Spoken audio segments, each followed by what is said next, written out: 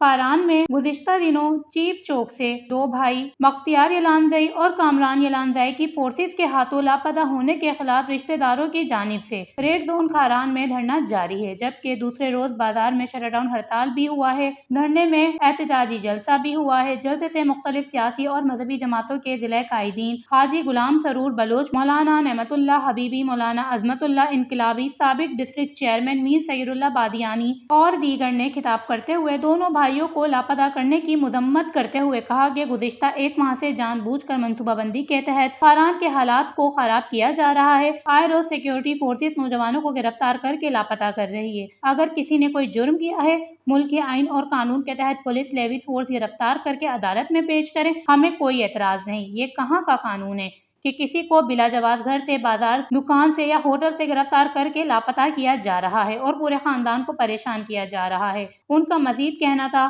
اس چیز کی ہم کسی صورت اجازت نہیں دیں گے اور دونوں بھائیوں کی بازیابی تک دھرنا جاری رہے گا اور مزید سخت احتجاج بھی کریں گے۔ وش نیوز خاران، بلوچستان۔